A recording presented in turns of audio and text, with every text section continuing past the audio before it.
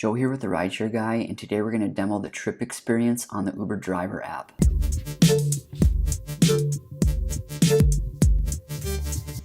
Okay, so to go online, we'll just select the Go button.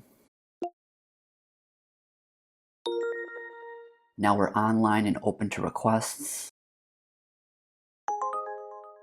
Alright, so a request has come in. You have 10 seconds to decide if you want to accept the request, and you can see all of the upfront details. You can see that this is an UberX ride, and it also says exclusive, which means this request was sent exclusively to you. It's not available to other drivers like the rides on TripRadar.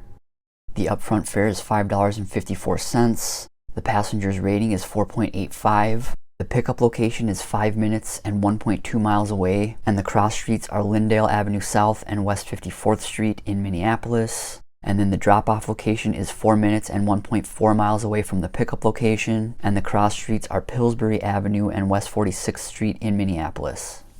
On the map, you can see that the pickup location is the blue circle with the person in it, and the drop-off location is the black circle with the square in it.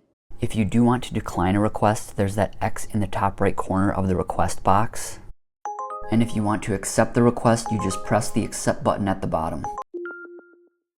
Alright, so I've accepted the ride. Immediately the Uber driver app will show you navigation to the pickup location. But if you want to use your default navigation app, you just press the navigate button. Alright, so let's navigate towards the passenger. I'll just use the default Uber in-app navigation. Alright, so if you want to send the passenger a message, you just select that bottom bar. You'll select that bottom left messaging icon. And here's where you can send the passenger a message, or you can call the passenger by selecting that phone icon in the top right there. Also here, if you wanted to cancel the ride, you just select that person icon. Here you can see the person's name and rating again. You can also call the passenger if you'd like to. And if you want to cancel the ride, you just select one of those cancellation reasons. Now, if we slide that bottom bar all the way to the top, there's an option at the bottom there to stop new requests, which are requests that you'll receive while you're in your current ride.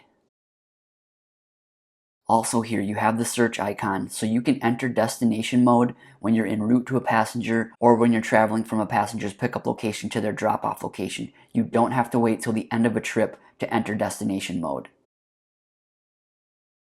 Also, another way to stop those back-to-back requests, and this is my preferred way to stop those requests, you can select the pit stop coffee cup icon, and this will pause all requests. And when you drop off your passenger, if you end up in an area that's surging, you will lock in that surge during that pit stop, and then when you unpause requests, you'll still have that surge locked in. And I also like it just because it's accessible from the home screen here with a touch of one button.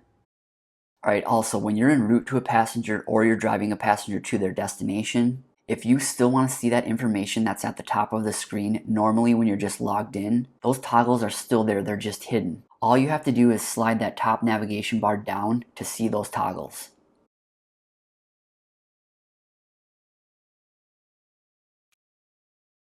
Now when you arrive at your passenger's pickup location, at the bottom there it will say Rider Notified, and then right under where it says Rider Notified, you'll see the countdown clock. This is the amount of time you have until you can cancel the ride for a no-show. This clock will count down from 2 minutes, and then once it reaches 0, it will count up to 5 minutes. Once that 5 minutes has passed, a total of 7 minutes, you can then cancel the ride if the passenger no-shows you. And that blue person icon there is the real-time location of your passenger. Alright, in order to start the ride, you just slide that arrow that's in the Start UberX button to the right. I'll use the default in-app navigation again.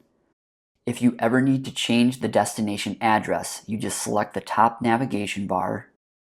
At the bottom there, you'll see the destination address if you just select that pencil on the right there. This is where you can edit the drop-off location.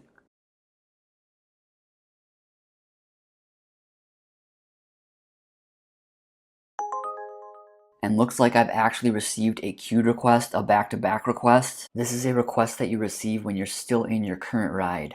Most of the upfront information is there. I can see that it's an UberX ride. I can see that the upfront fare is $8.39. The passenger's rating is 4.84. I can see the time and distance to the pickup location and the street and city. and then I can see the time and distance from the pickup location to the drop-off location. And also on the map, you're able to see the pickup location, but you're not able to see the drop-off location. I don't want to accept this request, so I can just allow it to expire, or I can select the X right here to decline it. Alright, back to my actual rider. When you arrive at the passenger's drop-off location, that bottom bar will slide up. Once you want to complete the trip, you just slide that arrow and the Complete Uber X button to the right. You then can rate your rider.